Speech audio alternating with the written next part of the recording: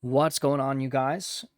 Hope you guys are having a wonderful time. My name is Ethan. I go by Lord Ethan. I'm a 6-year Overwatch collegiate varsity coach, and today we are wrapping up the last of a batch of VOD reviews that I've been needing to get out of the way for almost coming up on a week now. I think this is actually VOD review number 8 that I've done straight here.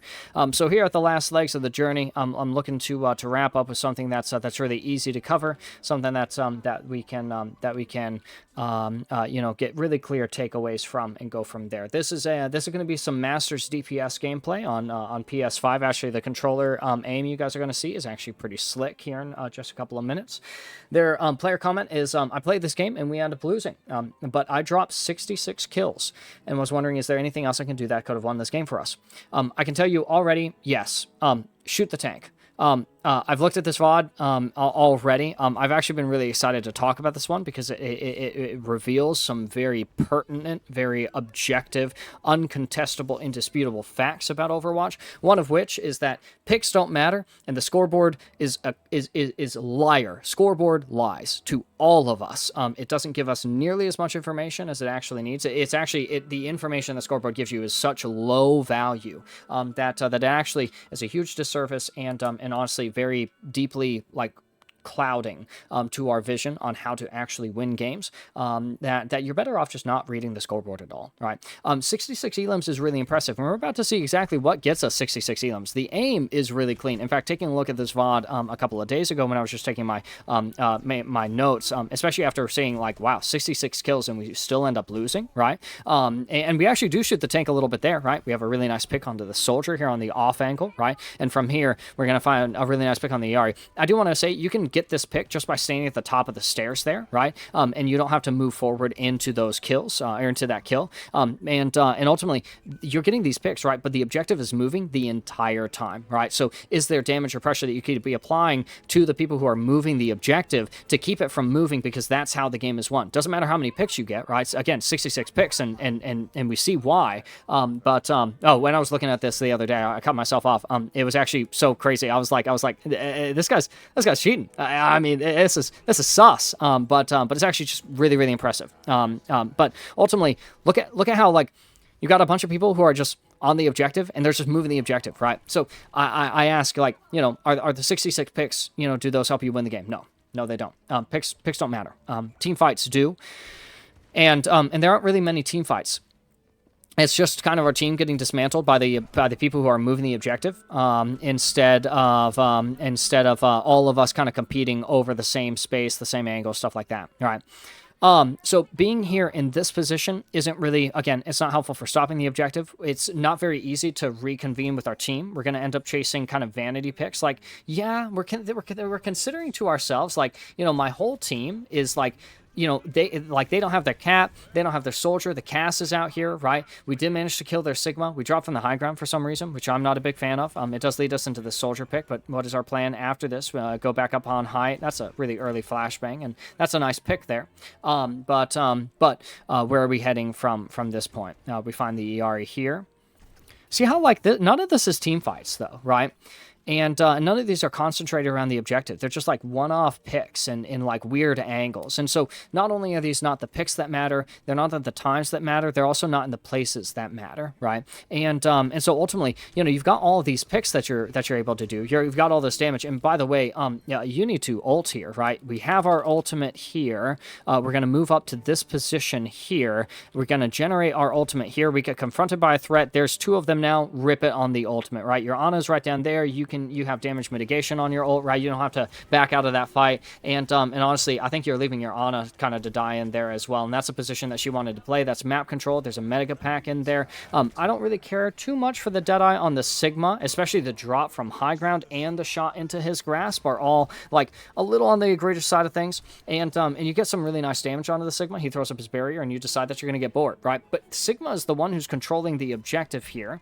Back up onto the height, which is where you need to be. So I do like this rotation. But now you have to look for the picks that really matter, right? You see that they're looking to set up for Deadeye combo. You're able to get a read on that, which is absolutely perfect. Since that's one of their conditions that they're looking to use to win, that's absolutely a reasonable place to be spending your time.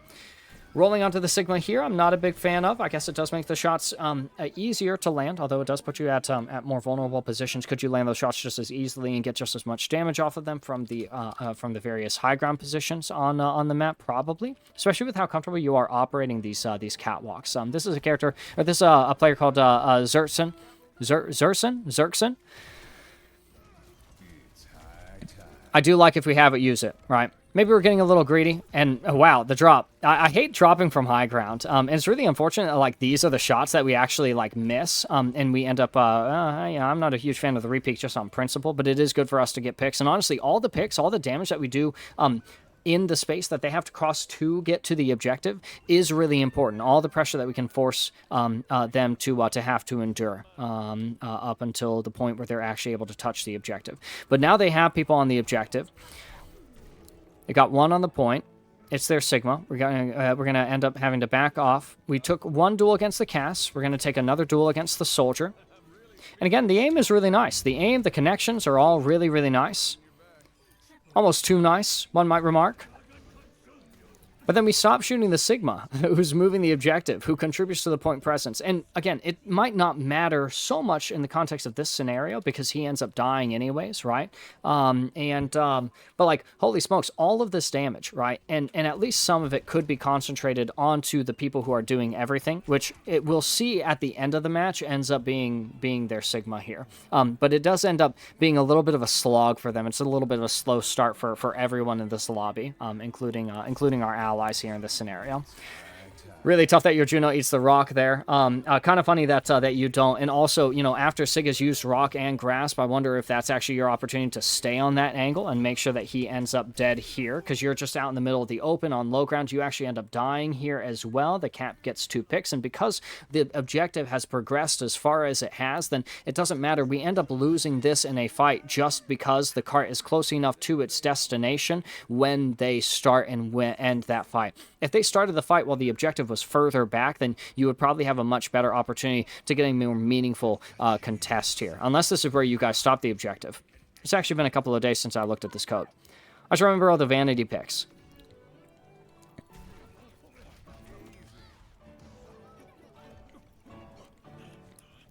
It's possible that this side of the map is also being overused by you here on this this left high ground position. Could you be playing over on the right side? Could you be using that new ramp that is installed from the broken pillars?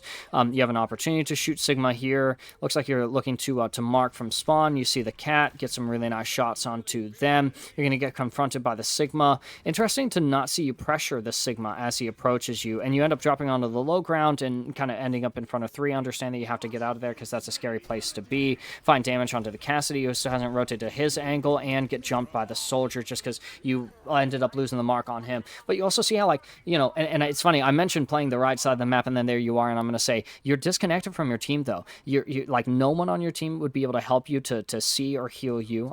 No one on your team benefits from those picks that you secured, which is clear because, like, obviously your team is, like, kind of on the ropes here, right? Like, it doesn't matter that you got the cat where you did, that you got the Cassidy or the Soldier, right? Actually, you didn't get the cat. All that matters is that the people who were needed to win the fight on an objective that was close enough to where it needed to start for you guys to only lose in one fight, right? Again, you just weren't anywhere important when you got jumped by the Soldier and ended up dying, right?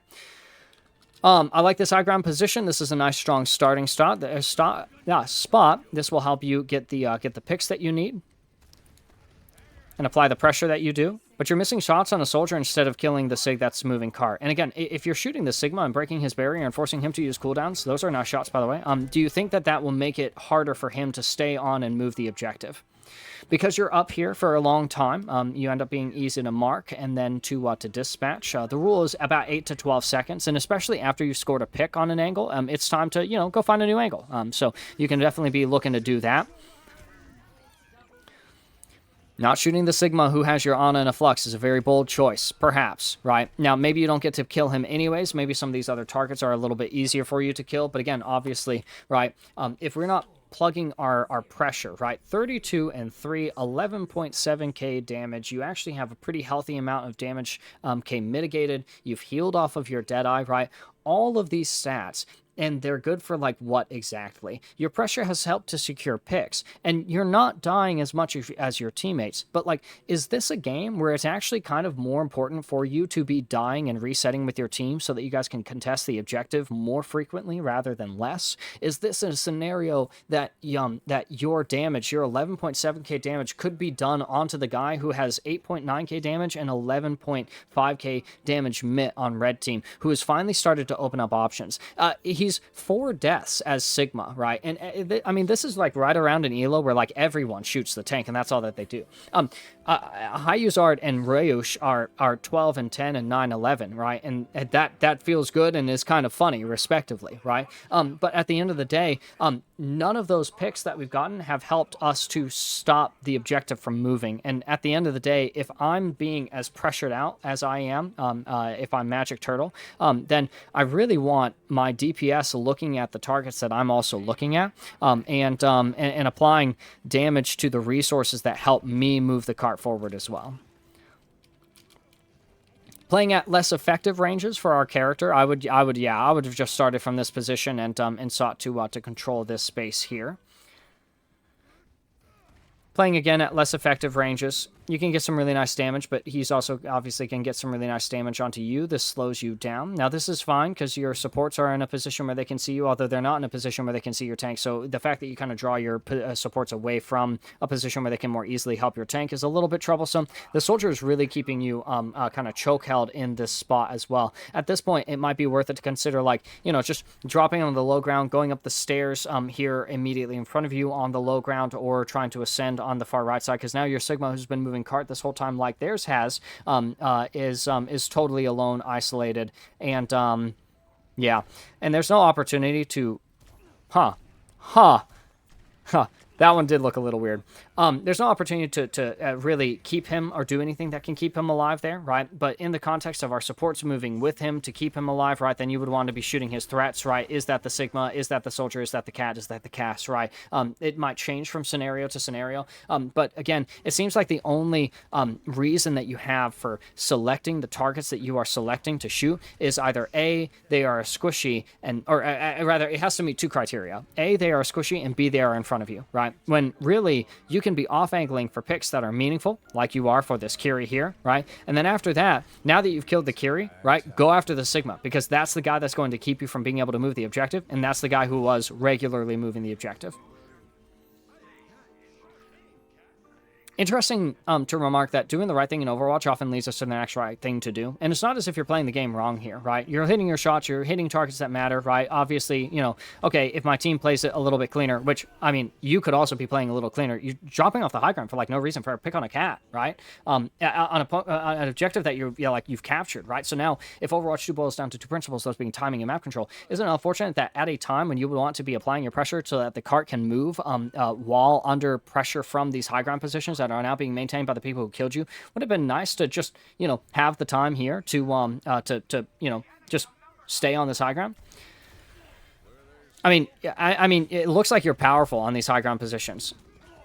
I would shoot your threats there for once. I think that a vanity pick on the soldier is not so vain, and is instead really meaningful, because that helps you continue shooting at the Sigma, who is not blocking your objective progress, right? So there's no overarching discipline here, right? The aim is good. The timings are all right. The pathing, the positions are all decent. They're serviceable to the ends that we're meeting. Taking a 2v1 there is really bold, by the way, especially since I don't think that we really do much scouting. I mean, I think that we hear that, okay, so we know that the soldier is up there. We don't know where any of the rest of the team is. We, like, barely looked over in the left, so we don't know where the rest of their team is, right? And then we walk in here. We don't know where our supports are, and then there's a whole fight happening here on right side that we possibly could have contributed to as well. So again, there's no overarching theme here. There's no discipline that we're so disconnected with that is keeping us from winning the game. It's just, shoot the tank.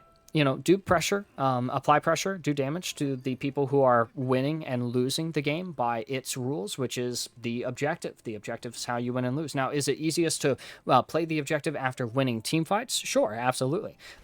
Ooh, careful, don't get jumped by that cast. But And team fights aren't won by picks. They are won by conditions, and picks help to establish conditions and help to perpetuate conditions and help to move team fights forward. Huh? That's a weird flash. That's a weird flash. But at the end of the day, if you are dropping off of height and not shooting targets that matter, like the Sigma who just rocked your Baptiste, right? Then maybe it's, you know, all of your picks are not going to end up being as helpful as you need. I'll drop here and move cart. Yeah, because you can still kill that cat at the range that you would be maintaining if you were also moving cart.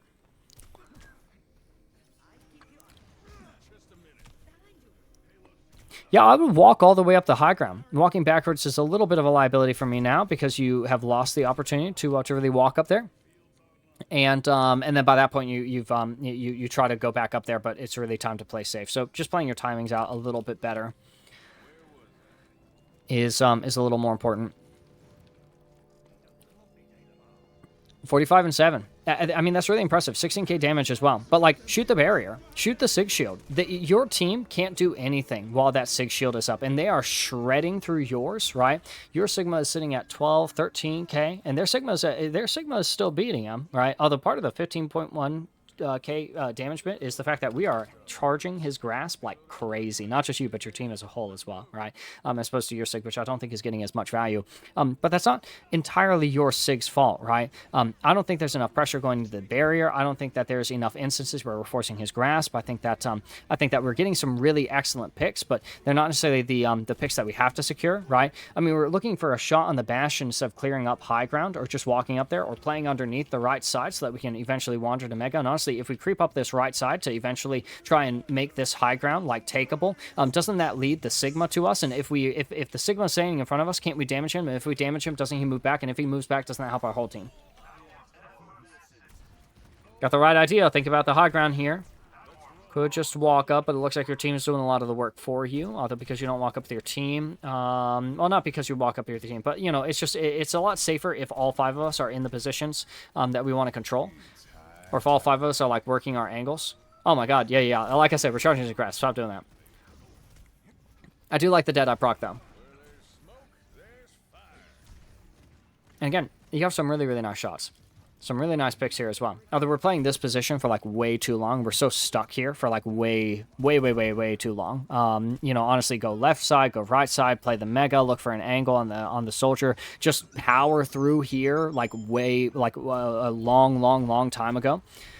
And then here at this point, you want to drop to the Mega Pack. Like, as soon as you get that pick on the Bastion, right, that's an advantage. And another advantage is your control of the health pack, right? And if your control of the health pack amounts to not grabbing the health pack compared to grabbing the health pack, right? One is control, one is not control. Then you can actually just continue to establish advantages. And then from there, after grabbing the health pack, you can either just, you know, F off and just run off and do whatever you want. Or you can try and see if the health pack buys you enough time to land the shots that you need against that soldier.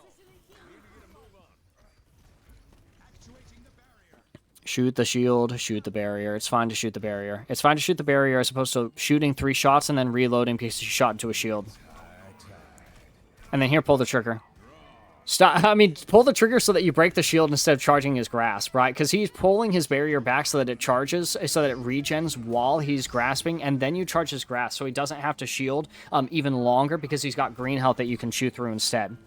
And then after you charge his grasp to full, you stop shooting him. So you're like, okay, I've given Sigma like 8 billion overhealth. Now that's my team's problem while I look for vanity picks on a soldier who doesn't have green overhealth because not only does he not have the ability, which makes me a better, which makes me not only like a decent matchup for the soldier, but like, honestly, it makes me kind of a better matchup for dealing with the Sigma, right? I've got all this damage that I can do, and he's got all this overhealth that he's got, right?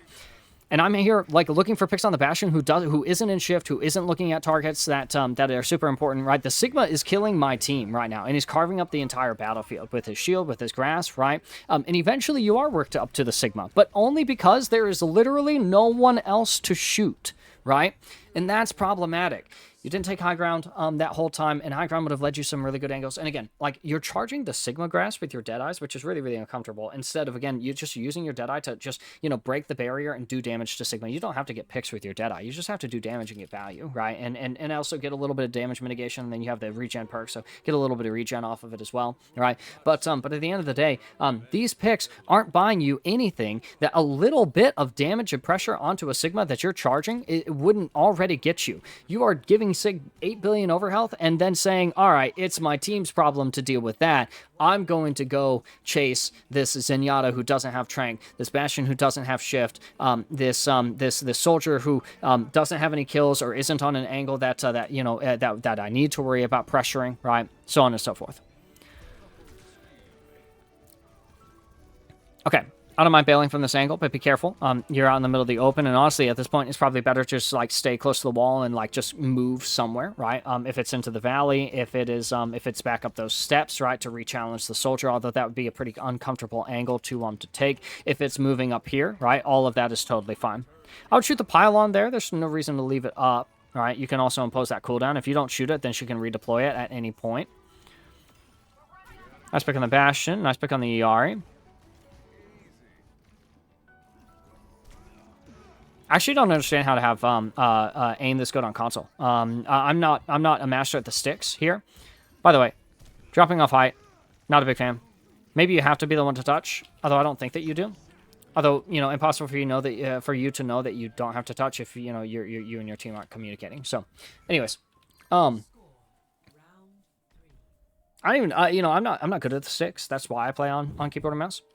So I don't even understand, like, how you have aim that good on console. If you understand, you know, that it's that it's not cheats, and that, you know, this is just kind of the how it looks when someone is just nutty with the sticks, which is kind of what I believe. I mean, I haven't seen any, and I'm not a cheat explorer, you know, so I'm not gonna, you know, see the telltale signs of someone who is aimbotting. But this doesn't look aimbotty to me, and I haven't seen any comments from, like, other coaches. And knowing that I was in a call with when I was looking at this, you know, we all just looked at it and it was like, wow, this is really clean. Wow, he should really shoot the tank, right? And yes, our Cassidy hero should take all of this damage he's capable of pumping out and just shoot the targets who are moving the objective, or shoot the targets who are stopping the objective from moving. That is where the value is. I mean, we have a whole, what is this? 24-minute VOD just to sit here and say, don't only shoot one type of target that you think is valuable. Defy the conventions that you think Overwatch must be played by, and engage in its rule sets. That is, if the objective is how the game is lost and won, then shoot the people who are moving the objective or who are controlling the objective, and shoot the people who are preventing the objective from being moved and being controlled. We dropped off the height and then fed onto the low ground into a group of them instead of just being on the high ground and making sure that we contribute to stopping the objective. That's weird, huh? But that's okay. Get a kill on the Ana. And then, yeah, just back on the low ground. It's going to be tough, but honestly, better place to stage is going to be over on any one of the other various high grounds. If it's Blue Block, if it's Catwalk, if it's Mega Pack, if it's, you know, whatever. There's just going to be, you know, less forward positions. And that's where all of our positions aired. Now, I'm a big believer it's always better in than out, but that doesn't necessarily mean that like you're in because you know that the squishies you killed are coming back in. Again, the squishies who are coming back from spawn aren't the ones who are moving the cart.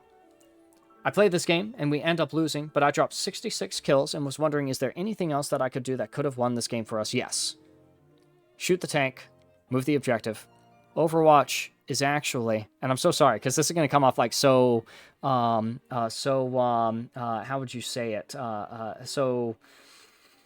Man, it's been such a long day. I can't even summon up the words. Condescending is the term. It seems so condescending. And I don't mean to sound that way. But, like, Overwatch is an easy game. Overwatch is, like, it has a lot going on to it. There's a lot of interactions. And, you know, honestly, all of you guys are free to light up the comments with, like, no, it's not an easy game. There's this that's hard. You know, you're playing against people that make the game hard. You're playing with people that make the game hard. The heroes are, like, inherently designed to make the game hard on each other, right? Like, how am I supposed to play Soldier against Cassidy, who's just two-tapping me on the high ground, right?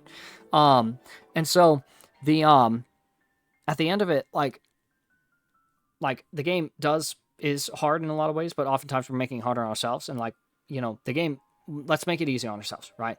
Play according to its rules. And again, if the rule is the game is won and lost by by the position and completion of the objective, then that's how you want to play. That's what you could have done to win that game for you guys. 66 kills is really impressive, and there's some really nice clean shots, and I'm absolutely certain that that you don't spend much time in the dregs of the elos that you're in, but also I want to pull up the scoreboard for this one, and I've already mentioned in other VODs that scoreboard is just so useless, and part of the point of this VOD is also to illustrate that scoreboards are useless. I mean, like I said, 66 kills, and for what? All right, but their SIG has now ended 39, 11, 22k damage, 22k mit, right? And again, part of that is because you're not eating away those resources, and you're even contributing at certain times to like his power level, right? When you charge his grasp, when you abandon angles that he wants to control, right? If a Cassidy who's pumping out